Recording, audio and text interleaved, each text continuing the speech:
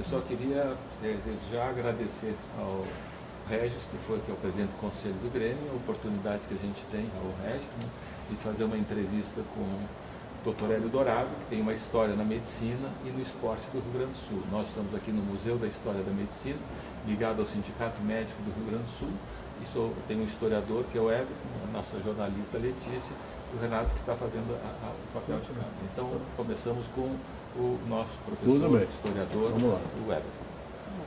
Doutor, então, o seu nome completo, doutor, quando e onde o senhor nasceu? O meu nome é Hélio Falkmer Dourado, origem alemã. Eu nasci numa cidade também de origem alemã, Santa Cruz do Sul. Aliás, diga-se de passagem, tive lá uma infância muito bonita e por isso eu gosto muito de Santa Cruz. Porque eu fiquei lá só até os 10 anos de idade. Mas com uma infância espetacular. Que ano o senhor nasceu, doutor? Meu pai era diretor do colégio elementar, que naquela época não eram os grupos escolares, era o colégio elementar. Veio a Porto Alegre antes de 30, viúvo, para procurar uma professora para trabalhar lá, que estava faltando. No Ministério, na Secretaria de Educação indicaram a minha mãe. Minha mãe acabou sendo a esposa dele. E eu, o filho, que nasci em 30. Meu pai faleceu em 35.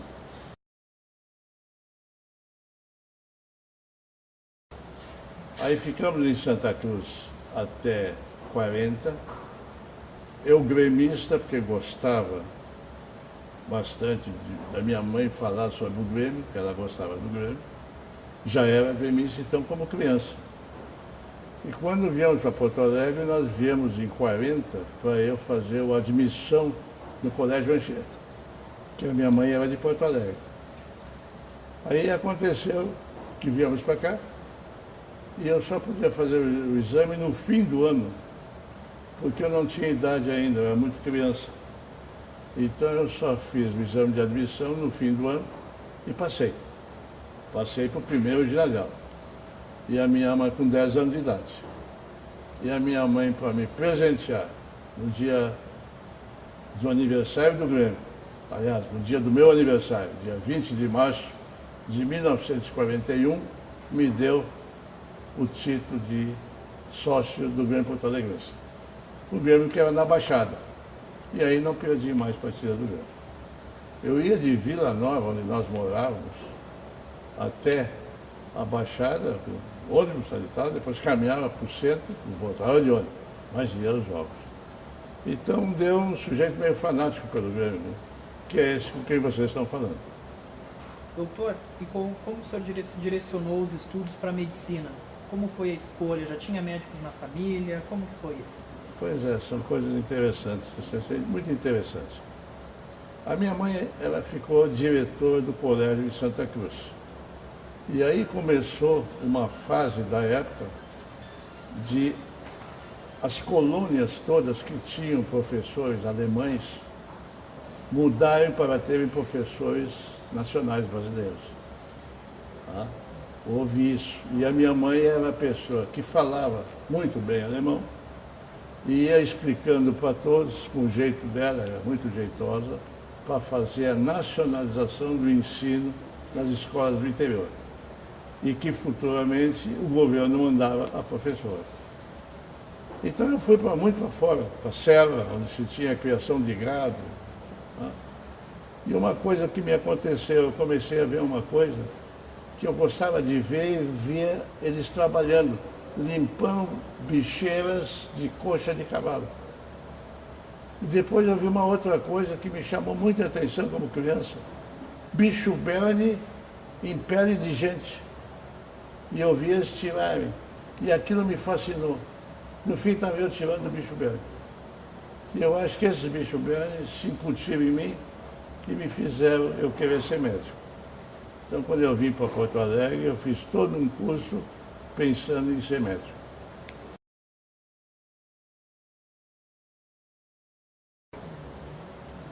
Como foi, doutor, o processo como era a seleção para a faculdade de medicina? Claro. Que ano que o senhor entrou e que ano o senhor se formou? Um baita no vestibular. Naquela época, Foram mais ou menos uns 280 candidatos, mais ou menos, 280 candidatos para 60 vagas. O papai aqui, como sempre, nunca pensou no mais alto nem no mais baixo. Eu fui o 30. Fui o 30º e passei.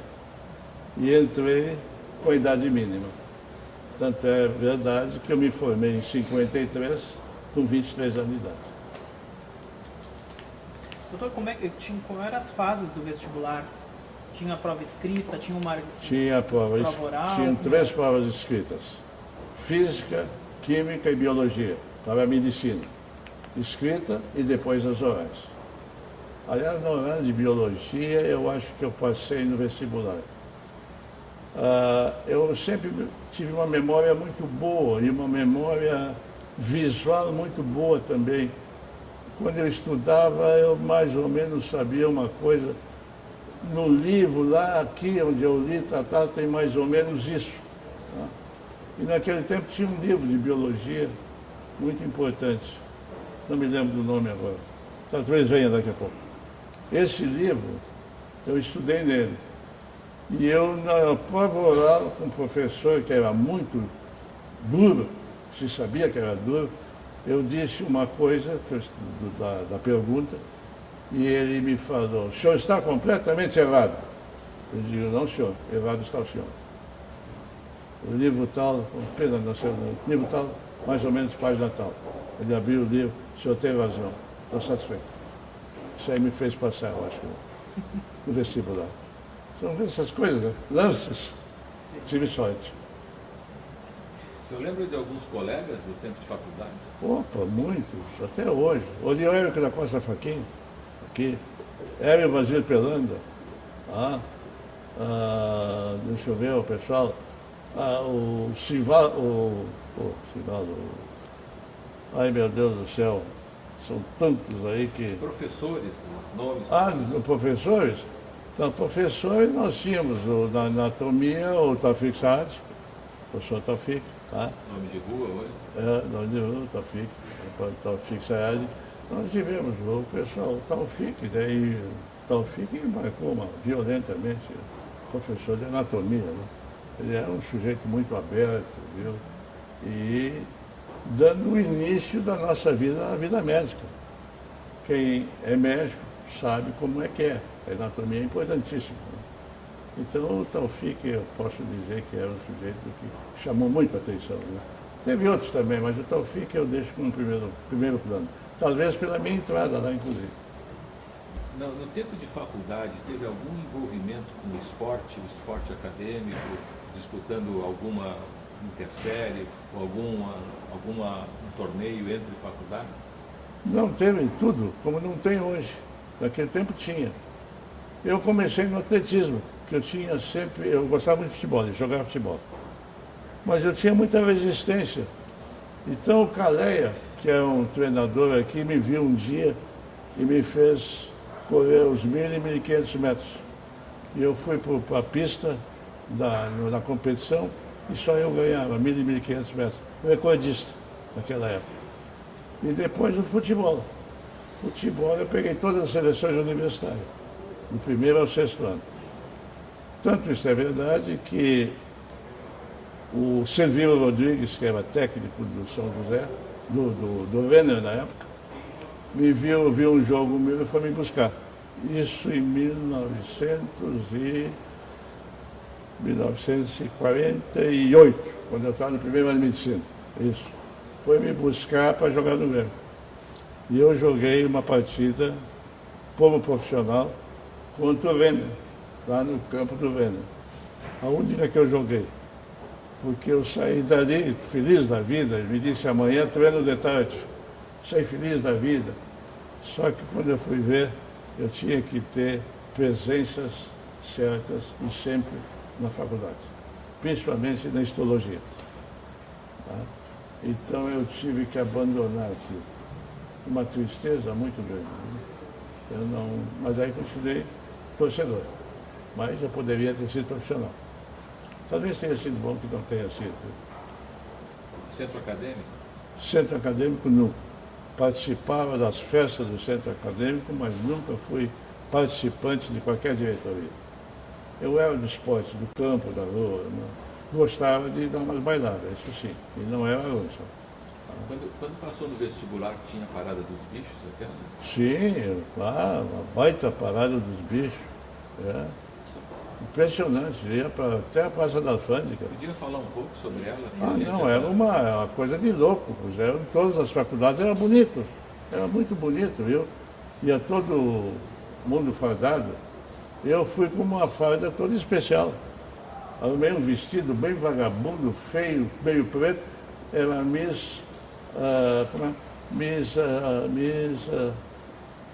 não é doença, Miss Necrotério. Tinha doença, não tinha? Miss Necrotério. Um lugar onde era o Miss Necrotério, abadava para todo mundo. Não é que eu fosse bicho, né? E essa parada dos bichos envolvia todas as faculdades? Todas as faculdades, sim senhor. E a cidade parava? Parava a cidade e começava, em geral, aqui em cima da Rua da Praia, da Santa Casa, e ia até a Praça da Alfândega. Tá? Até a Praça da Alfândega. É uma loucura, viu? Troço muito bonito, muito bacana. E ninguém de nós bravo por isso, que está passeando ali, viu? Se levava na fava, tal e tal. Eu de Miss Necrotério, tal e tal. Levei várias cantadas. Modo que foi muito bacana, viu?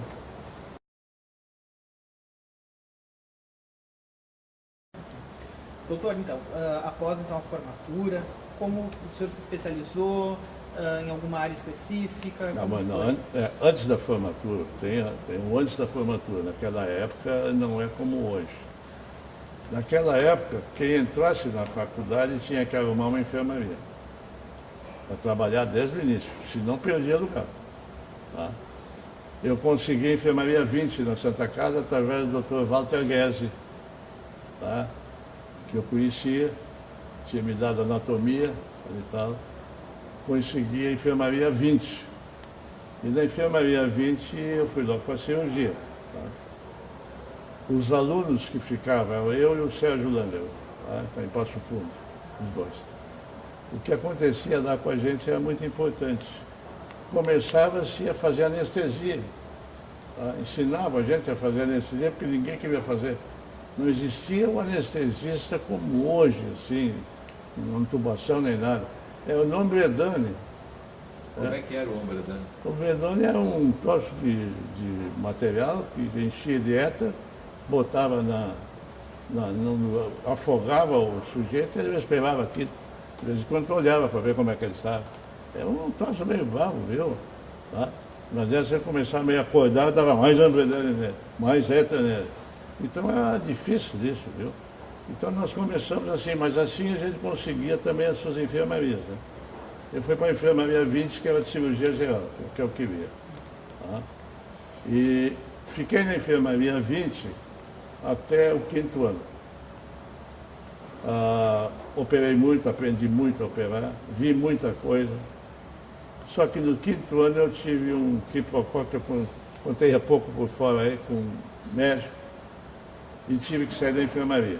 E aí o Dr. Walter Guese, que era meu amigo, que trabalhava nessa enfermaria, me arrumou uma outra enfermaria e me arrumou um cirurgião, melhor cirurgião de Porto Alegre, Dr. Fernando Carneiro Becker, que foi o meu grande professor. Aí eu aprendi a operar.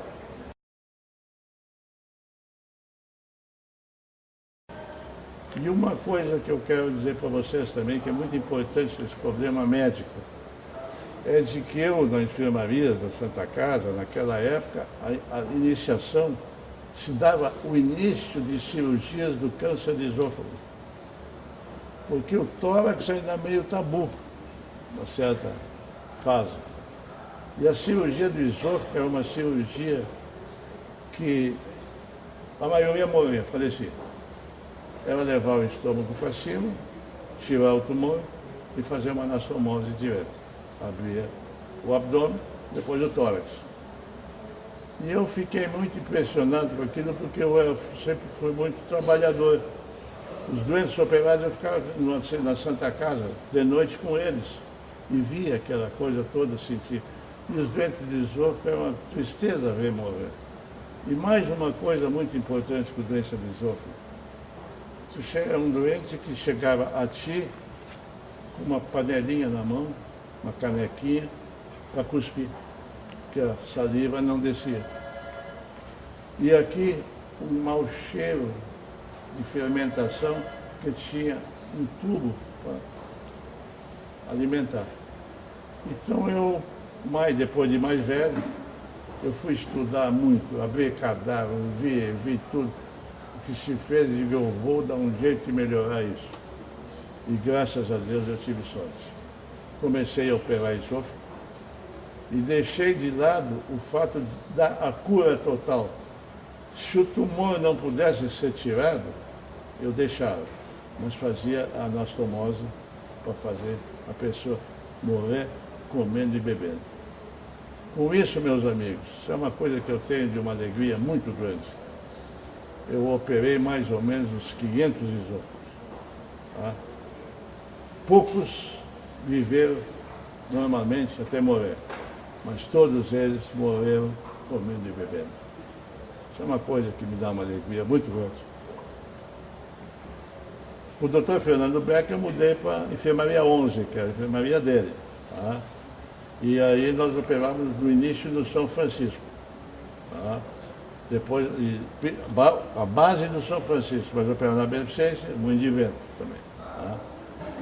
Outra coisa, a gente fazia todo esse tipo de cirurgia pensando sempre num hospital que estava sendo construído, do qual o Dr. Fernando Beck é o titular, um dos titulares, e eu entrei depois, na Associação dos Funcionários Públicos do Estado, tá? Até hoje lá. Então nós operávamos nesses hospitais. E o Dr. Fernando Beck é um exímio cirurgião. Tanto isso é verdade, que ele me disse um dia depois, Dourado, eu operei toda a minha vida, agora é contigo uma parte que eu nunca quis operar, operei muito pouco, mas tu tem tudo para fazer. Vai para o tórax. Vai operar tórax também. Aí aconteceu o seguinte, como é que eu vou aprender bem isso? Moral da história. Entrei para o Sanatório Partenon. Tá? Mas antes de entrar para o Sanatório Partenon, eu fui ao Rio. No Rio de Janeiro eu fiquei um mês na clínica do Dr. Fernando Paulino, maior clínica, porque era amigo do Dr. Beck, a maior clínica cirúrgica do Rio de Janeiro. Tá? E lá eu aprendi a operar pulmão. E aí logo para meu treino eu fui para a pior cirurgia de pulmão que pode existir. É a cirurgia do tuberculoso. Porque as entranhas ali, fica tudo meio petrificado, é difícil. E um tumor em cima de uma horta tem que ser homem para cortar, senão rebenta tudo. Então eu comecei a fazer a cirurgia do pulmão. Depois eu operava também na instituição Coronel Massot, que é da Brigada Militar. Fazia cirurgia geral. Tá? E depois, no futuro, eu comecei a fazer esôfago, que me tornei meio sinônimo de cirurgião de esôfago. Tá? Nos meus últimos anos, eu praticamente operava quase só esôfago. Que é uma cirurgia, meus amigos, que levava de 6 a 12 horas, conforme o caso. 6 a 12 horas tu tem que estar, tá? Tem que ter postura, tem que ter. É que nem jogador, tem que ter treino. Tá? 6 a 12 horas. E eu fiquei muito feliz de poder ter dado isso para muitas pessoas e terem falecido comendo e bebendo. Fui obsequiado muito em fazendas e outros lugares por terem operado e as pessoas que não podiam comer estavam comendo. Isso era tão bom para ti, viu? Muito bom ver uma coisa dessas. Então isso foi, na parte do esôfago, foi uma das coisas que me deu muita alegria. Como em toda a cirurgia que eu sempre tive. Eu gostava de operar. Minha paixão era operar.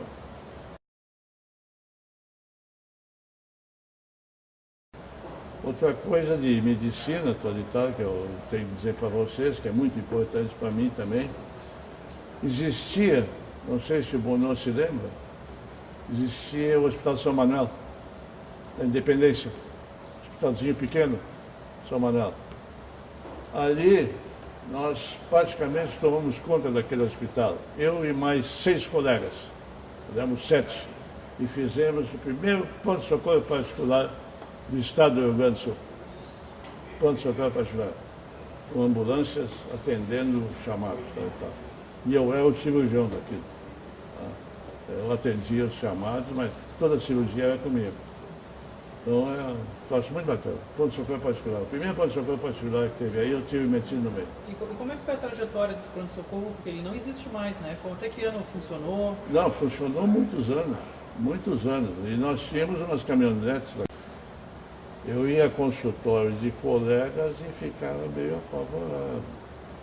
Não com os colegas, com os consultórios. Eu, no edifício Lancaster, da Senhor dos Passos, comprei um baita de um apartamento e fiz um consultório para chamar a atenção. Inclusive com sala especial para gente especial. Tá? E trabalhei lá anos também. Atendia no consultório. Tá? Edifício Lancaster, 8º andar. Onde passei pela frente da porta ainda me lembrei. Olha aí. Que coisa bacana. Aliás, isso aí que vocês estão fazendo comigo é muito bonito, viu? Porque eu estou me lembrando desde a minha infância até agora. Viu? Coisa bacana.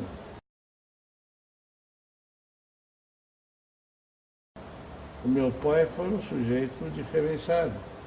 Meu pai foi convidado pelo Getúlio Vargas para ser ministro da Educação. Tá? Sabe por que ele não foi? Porque eu tinha nascido. Não vou deixar meu filho. E o meu pai hoje, em Santa Cruz, tem um baita de um busto na praça e um dos maiores colégios de lá, grupo escolar, é o nome dele. Qual é o nome do seu pai? Luiz Pinheiro Guimarães Dourado. Aliás, eu tenho uma mistura de português com alemão, né? Português é Dourado. O meu bisavô veio de Portugal, que se chamava Estevão Pinheiro Guimarães dos Santos. Estevão Pinheiro Guimarães dos Santos, bem coisa de português. Veio para o Brasil. Aí, bem coisa de português mesmo. País Novo, Vida Nova. Vou botar meu sobrenome com meu apelido por causa dos meus cabelos. Estevão Pinheiro Guimarães Dourado. É de Vila Nova de Gaia, onde se faz bom vinho em Portugal. Dourado é um nome gaúcho. Nome gaúcho, exatamente. Aliás, um baita peixe. Né? Nome gaúcho. E a minha mãe era de origem alemã, Faulkner. A minha mãe foi uma pessoa também fora de... E a sua mãe era aqui de Porto Alegre.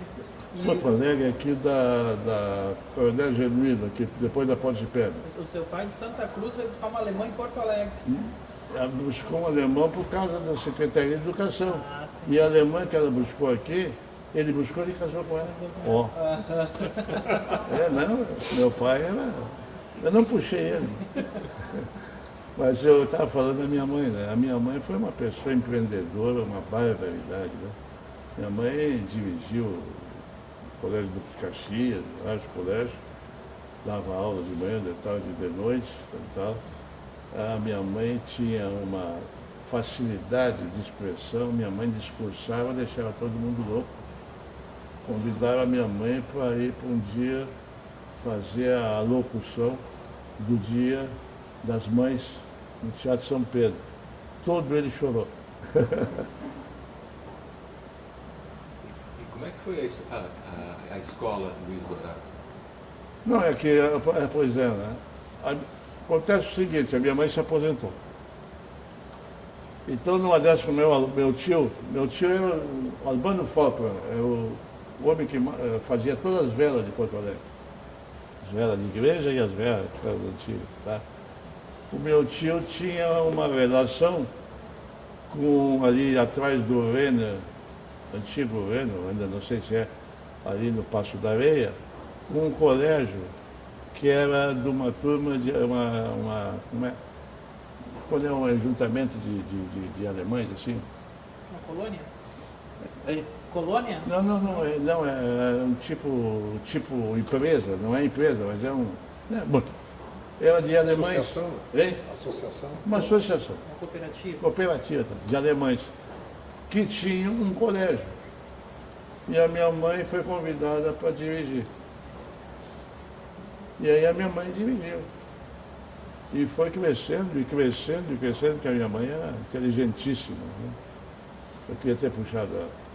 Aí foi crescendo, crescendo, e aquilo ficou um baita do pessoal, e cada vez com mais pessoal para vir estudar, e nem sem espaço.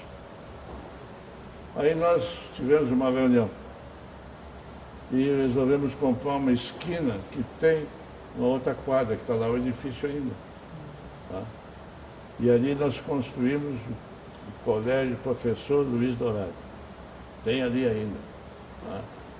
E um detalhe desse Colégio Professor Luiz Dourado é que esse colégio eu fiz uma raiva muito grande do Ministério da Educação, que sempre botava dúvidas e problemas no colégio que nós tínhamos, que era um antigo. Ele disse: eu vou fazer o melhor colégio de Porto Alegre. Eu pedi a planta para o Ministério da Educação e fizemos. Escadas mais do que o que eles diziam, eleva tudo. Troço de maluco. E isso nos deu uma barbaridade de alunos. E nós tínhamos o colégio normal e o contador à noite também. Era de manhã, de tarde e de noite. E a minha mãe é que comandava tudo aquilo. Tá? Aí chegou numa época que a minha mãe começou a ficar muito velha. Tá? Minha mãe morreu com 90 anos. Tá? E como é que nós vamos ficar com isso? Aí no fim, juntando outros parentes e tudo, melhor é vender. Melhor é vender. Porque como é que eu ia ficar depois sem ela? Porque ela era ela. Aí vendemos para o Estado. Na época do governo Jair Soares. Vendemos para o Estado. Tem até hoje lá, mas acabaram com o colégio. Uma palhaçada acabar, porque é colégio com todas as divisórias, tudo de acordo com o melhor que pode fazer na escola. Hoje é um depósito lá de coisas, né? Mas era aí o Colégio Professor Luiz Dourado. Tivemos anos aquilo, né? E lá eu era a parte administrativa, né? Fazia a parte administrativa. A minha mulher trabalhou lá, minha mulher professora também, trabalhou lá. A minha sogra trabalhou lá. É um troço meio familiar assim, viu? Mas era de grande poder, viu? De grande poder e de grande responsabilidade com os alunos. Muito bacana.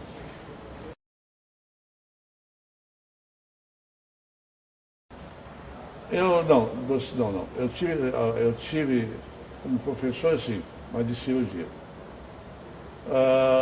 A equipe do Dr. Fernando Becker era ele, o Dr. Luiz Carlos Eli, que era no mesmo consultório dele, e eu. Então se fez cursos para médicos do interior. Fizemos 18 anos de curso. Eu não me lembro bem, não quero, mas eu acho que é só se alistaram 20 pessoas no interior do estado. E nós operávamos uma semana inteira, todos os dias, e dava aula todas as noites. É uma cirurgia atrás da outra. Inclusive com televisão e tudo. Tá? Foi de um agrado tremendo. Isso nos levou, inclusive, a convites de operar no interior. Operamos muito no interior. Depois que eu me separei do Becker, porque eu comecei a operar muito só esôfago, tá? E ele precisava, ele faz o esôfago, deixa que eu faço com outro cara. Ele foi o Luiz Paulo Scavalhone trabalhar com ele. Quando aconteceu esse negócio, eu fiquei mais nessa área do esôfago. Isso aí nos fez depois sermos convidados para operar muito no interior. Eu operei muito no interior. Tá? Inclusive teve uma coisa interessante, Eu não vou dizer a cidade porque aí pode até dar. Eu tinha uma tia que morava no lugar do interior do estado. E ela teve que fazer uma cirurgia. Tá? E eu fui chamado pelo médico de lá para ajudá-lo. Ele queria a responsabilidade dos dois lá, tá? Para ajudá-lo. E que eu levasse o meu anestesista, que é o Júlio Rocha, baita sujeito. Aí nós fomos para lá. O doutor aí sabe como é que é.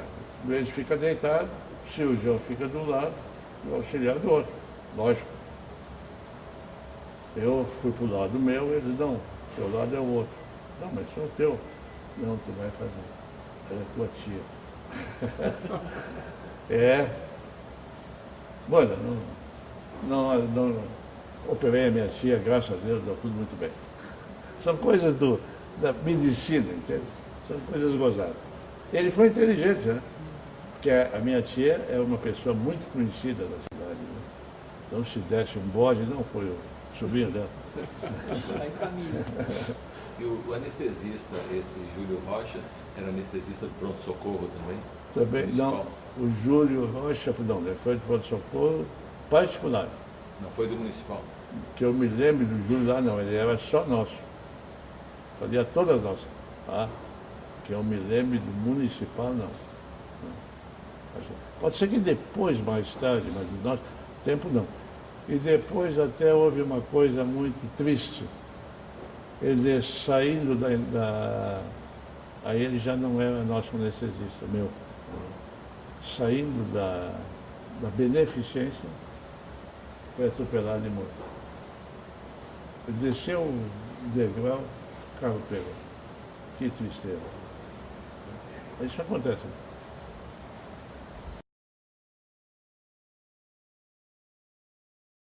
Não, na associação médica eu tive, da época do Dr. Mário Bruno Marcial.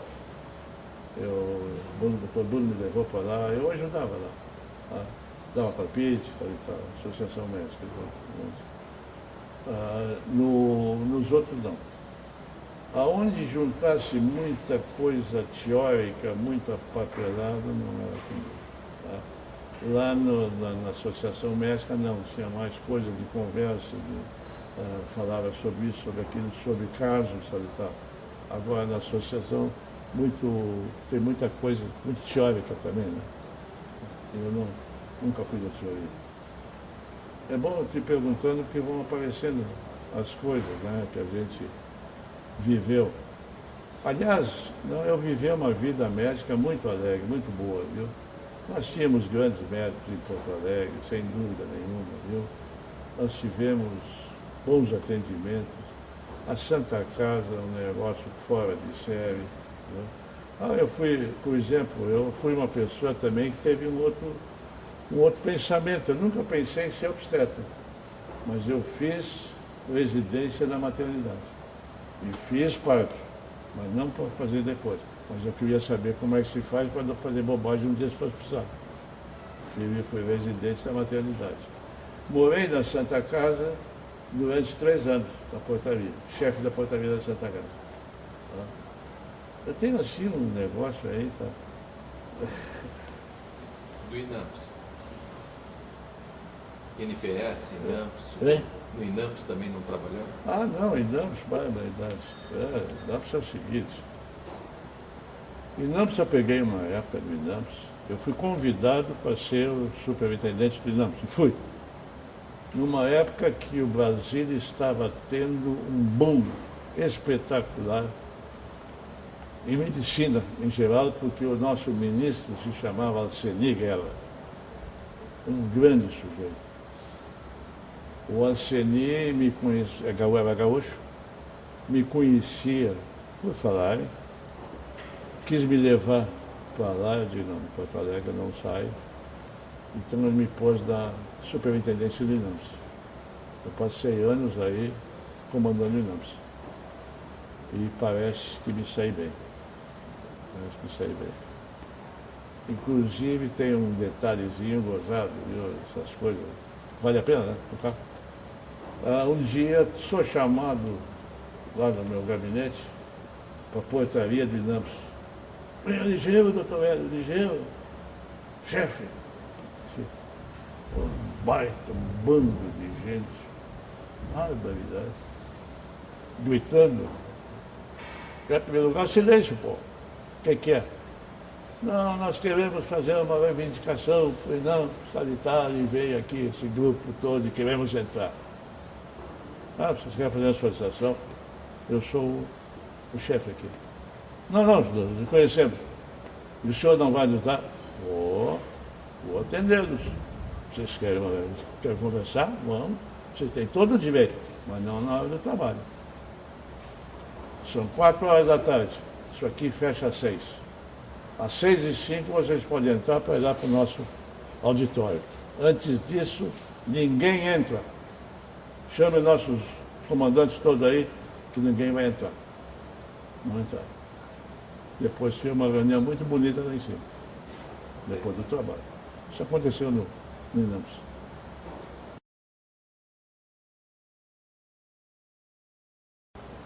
Vamos falar do nosso Grêmio agora? Vamos.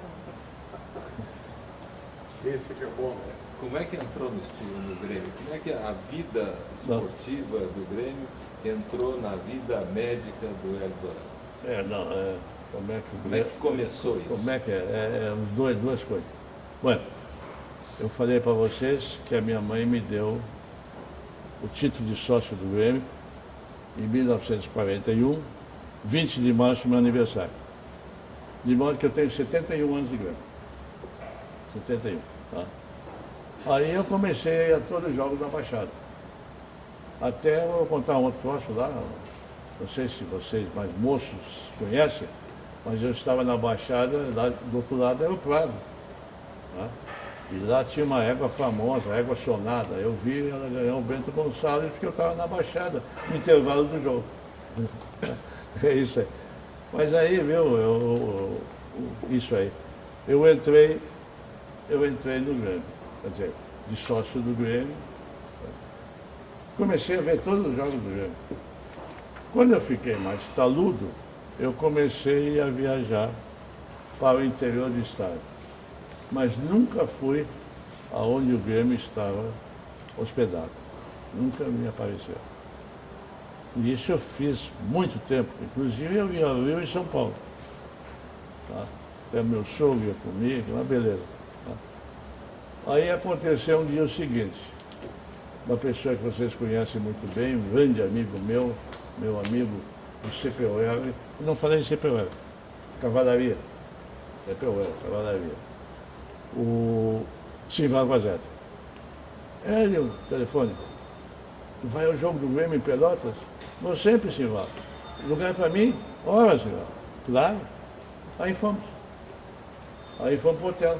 Em Pelotas, lá de cá. Aí o Kleber, Leandro Kleber, nossa, doutor Silvano. Aí eu fui estado daquele dia em diante, aí a todos os dias que eu fosse para um jogo do interior, visitar e onde estava o Grêmio. Aí é que eu comecei a entrar nesse rolo de Grêmio. Aí a coisa foi andando. Aí me convidaram, porque eu era meio fanático, então me convidaram para ser conselheiro. Fui eleito. Aí foi eleito o Flávio Albino, que me conheceu. Aí o Flávio Albino me convidou para fazer parte da diretoria.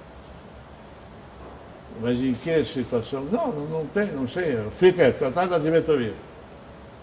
Aí eu vi uma coisa. Eu sempre gostava do futebol, né? Eu vi uma coisa com os jogadores. Eles iam muito preocupados em viajar, porque a família ficava aqui. E eles tinham medo que desse uma doença em alguém. Então eu peguei esse troço e digo, olha, vestiário, de hoje em diante vocês vão viajar todos descansados. Todos. Porque quem vai cuidar da família de vocês quando vocês estiverem fora sou eu. Se vocês acreditarem que eu sou médico, né? E então eu fiz isso. Foi uma lembrança, uma coisa muito boa para eles, viu? Baixou aquele tensão de estar longe, a mãe aqui, a filha aqui, a esposa. eu atendia.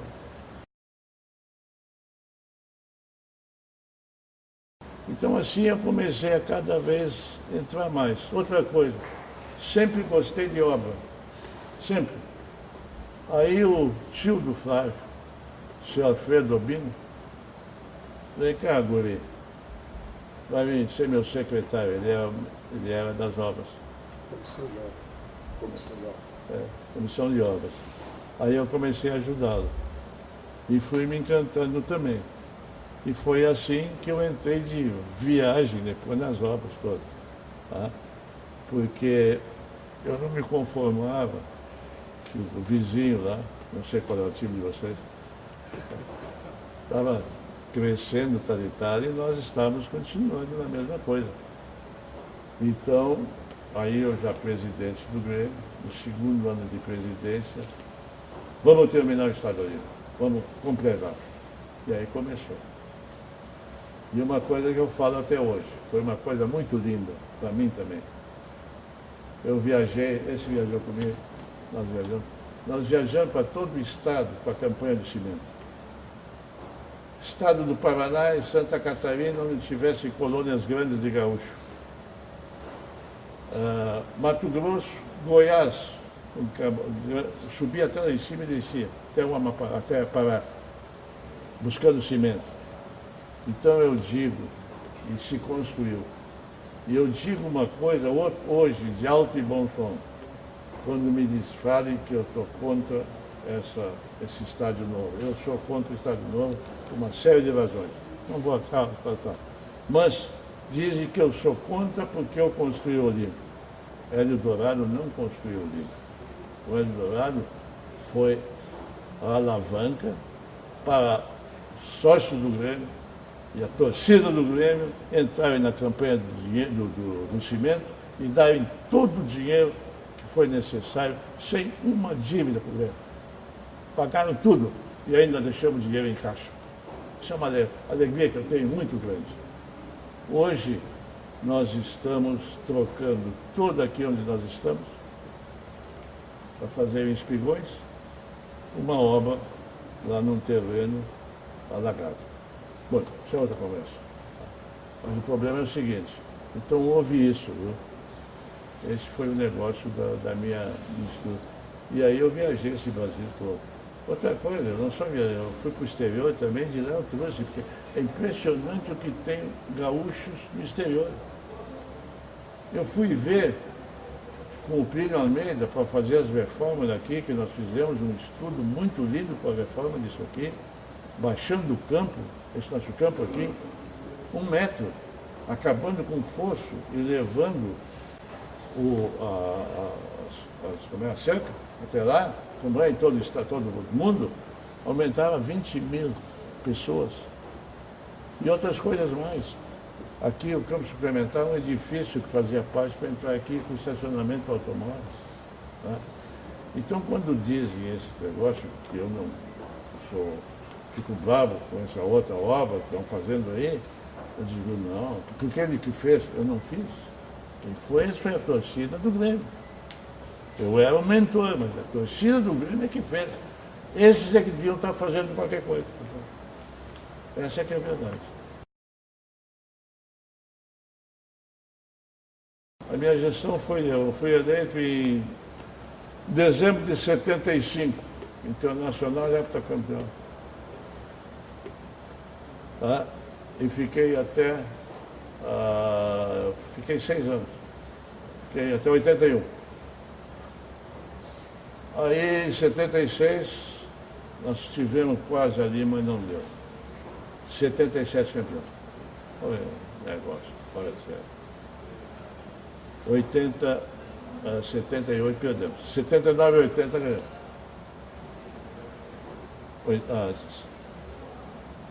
79.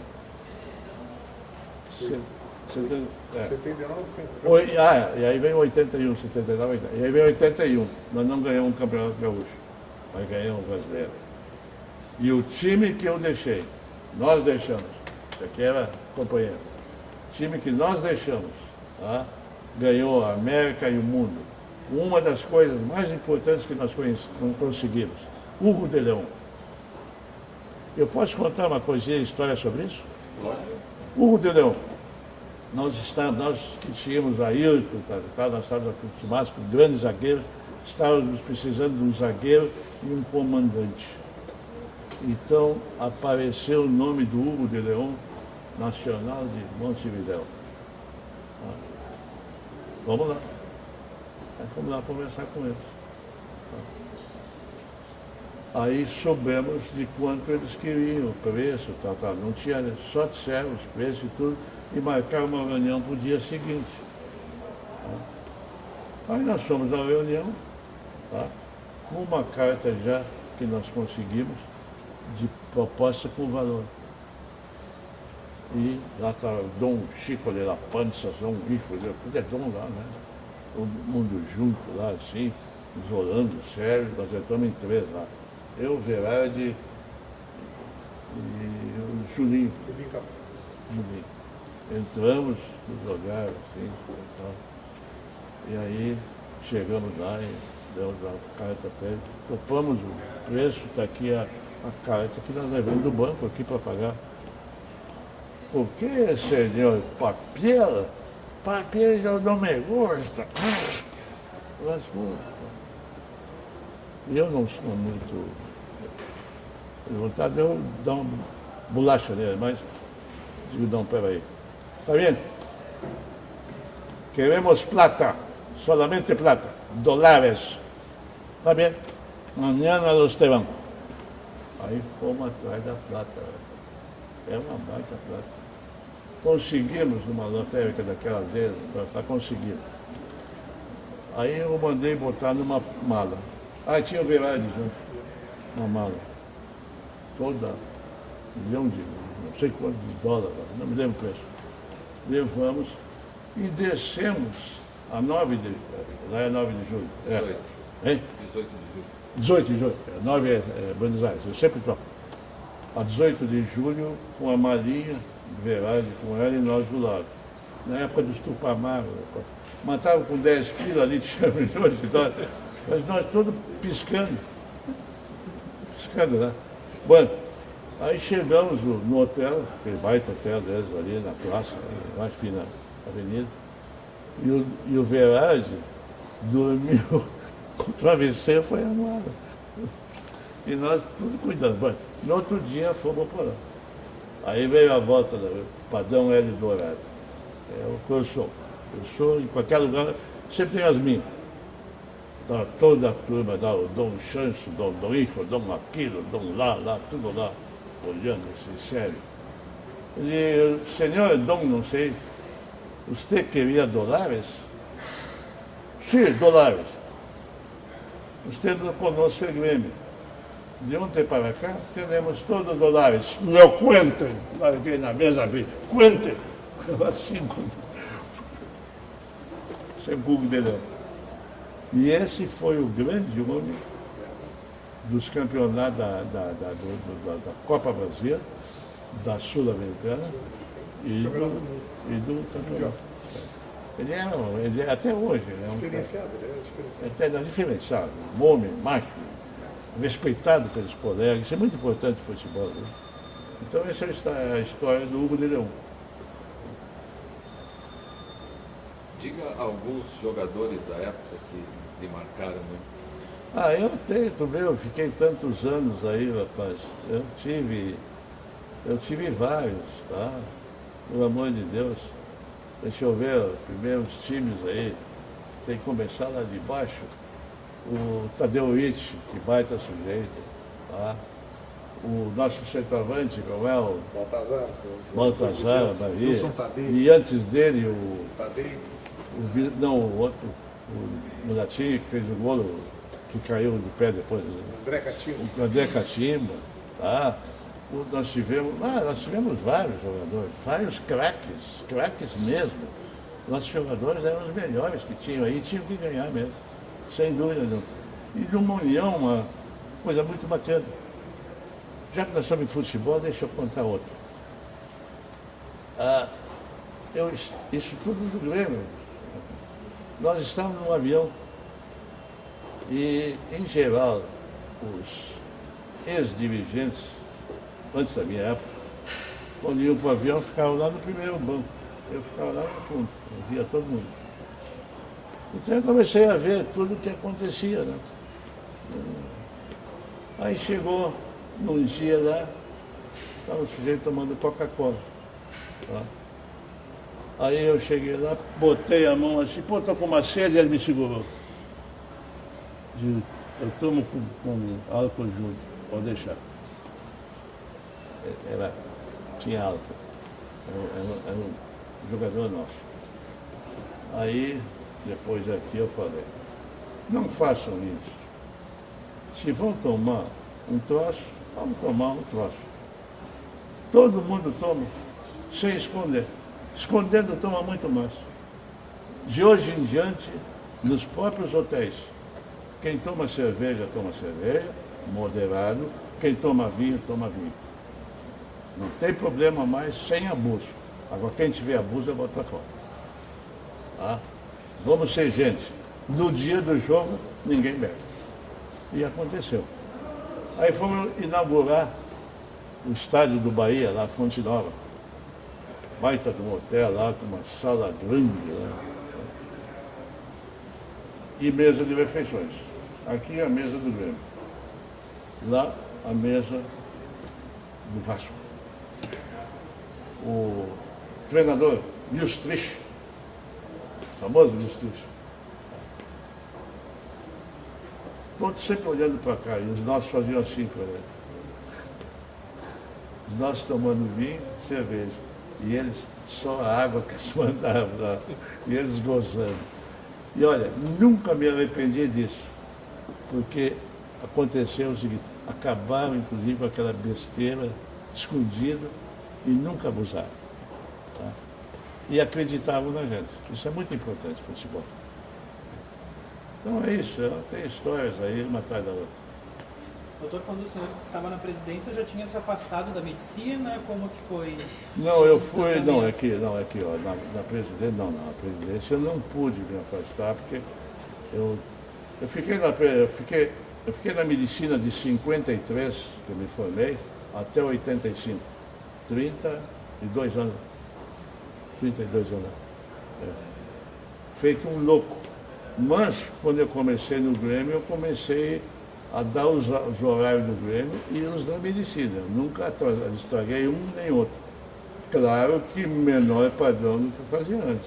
Mas aí eu já era maior também, eu já não estava fazendo. Na época, por exemplo, eu já estava fazendo só isófilo. Mais isófilo. Entende? Então isófilo não pode operar todo dia também. Então fui negociando comigo mesmo o tempo. E nunca larguei de viajar nem nada. Isso sim, sempre viajei junto.